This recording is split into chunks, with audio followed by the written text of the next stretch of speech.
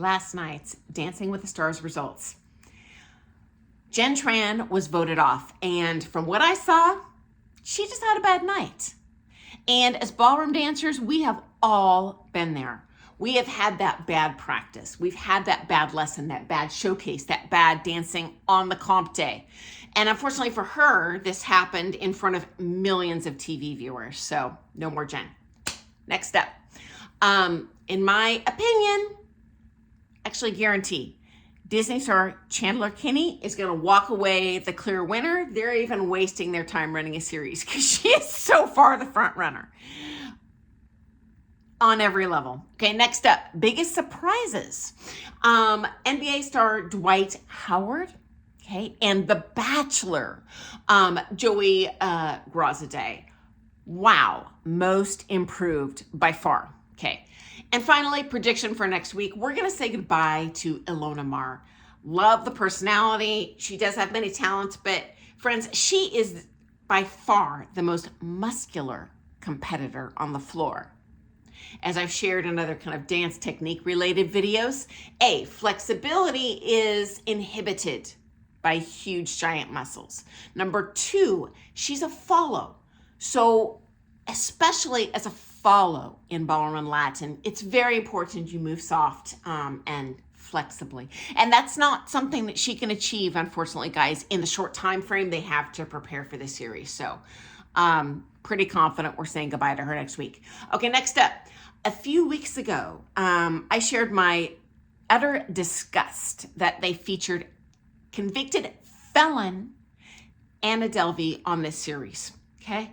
But friends, she is not the only criminal that's been featured on this show. Okay. So I'm going to give you a consolidated list of my least favorites. But guys, I'm always trying to condense these videos, into a little 10-minute snippet so I don't take up your whole day. Hey, comment below for people I've left off the list or just bad people that you're like, they shouldn't be on the show. I've got a number of problems with this. Firstly, as a society, I greatly dislike someone getting any sort of positive affirmation for being a horrible person, okay? They get paid, they get stardom. They are representing my community, the worldwide ballroom dance community, who in my 40 years experience is the kindest. Statistically speaking, we've all got some duds, but ethical, treat each other with support. I just, no. Gives a bad name to the ballroom dance world, in my opinion. And I know as ballroom dancers, we look and like, oh, it's just a TV show. But you know what? I have a lot of friends that are not ballroom dancers and they buy into this narrative. Okay, so first up, Adrian Peterson. He is an NFL running back, okay? This man was indicted on reckless or negligent injury to a child in a home violence situation. And the NFL benched him in consequence to that. You know who else should have benched him?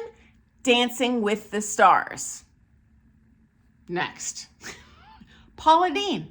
Now, to my knowledge, she was not charged or indicted on anything, but she admitted to, over the course of many years, using an extremely disgusting, racist, derogatory word to describe certain people of an ethnicity. And she admitted and apologized for discriminating against her staff. Now that's great. She apologized and she should, and that's the right thing to do. Okay. But that doesn't eliminate or take away the horrible damage she has caused to people and possibly their career over the years. And just even if they weren't financially affected with being discriminated against, their emotional well-being. I'm disgusted by this. She should not be in any way rewarded or represent my industry. Because honestly, guys, long before BLM, body positivity, recognition of ageism, the ballroom dance world was inclusive and recognizing beauty in all its beautiful forms. And to say this, it just misrepresents the ballroom dance world. It would be an understatement, guys. A gross lie.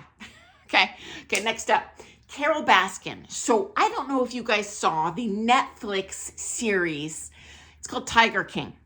And there was the main character. It's a documentary, though. It's a real show.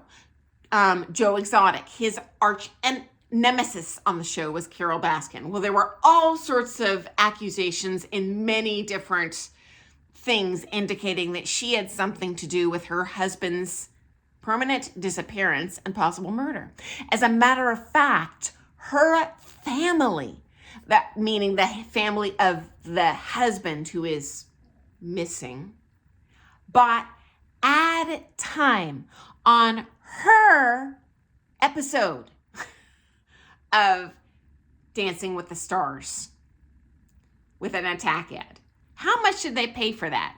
What if it were my daughter that were missing and the person that was suspected of being involved in that or murdering her were starring on Dancing with the Stars?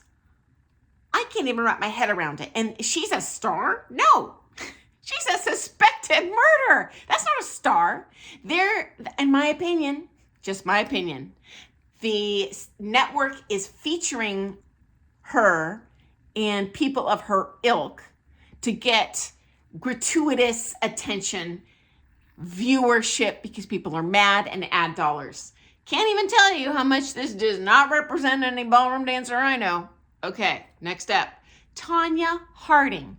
Now, again, to my memory, she was not convicted of anything, but you might, for maybe the younger people don't know, but this was a former Olympic ice skater, and her husband and their hired henchman attacked another U.S. skater at the Olympics in the warm-up rink. They clubbed her in the knee, literally, to eliminate that competition. Okay. And although, she did claim her innocence, I don't even care. Even if there's a suspicion that you're involved in something like that. And I think she was actually disqualified from competitively ice skating ever again due to this. It's a sport. She clubbed the competition. If not her, people real close to her, it's real sus. She should have been permanently banned from the Dancing with the Stars competitive world too. I dislike that she got even more quote unquote fame. And in my opinion, wouldn't have happened unless this whole nightmare attack on Nancy Kerrigan, okay? Finally, Ryan Lochte. So this was an Olympic gold medalist. And in his Olympic year in Brazil, he and some teammates mischaracterized a robbery at gunpoint at a gas station or something in Brazil. And later, apparently, there was some sort of financial compensation on his part. But you know what? Damage done. I don't like liars. And frankly, he made the whole country of Brazil look bad. Like they're a bunch of criminals down there, could negatively affect their economy in terms of tourism. He made all Americans look like horrible people because, you see someone in the public spot like that and you just make the assumption that it applies to that entire, culture. That most Americans are not violent, criminal, racist liars. Okay, I'm just putting it out there. Most. There's always a jerk in millions of people, but. Okay. And frankly, he didn't represent the ballroom dance world either. I do not like him being on the show one iota, even if he's not convicted of a crime. If you're so much as suspected of something, I do not, in my opinion, feel this represents my community well. To non-dancers, we as ballroom dancers obviously recognize horse doo-doo when we see it. Okay, guys, so I think it's despicable. These people were rewarded the athletes being rewarded in additional athletic competitions, the criminals, the whoever being highlighted on the show. It's just all sorts of despicable. So I look forward to seeing you first thing tomorrow for some more Things Ballroom Dance. We'll do a more positive topic tomorrow.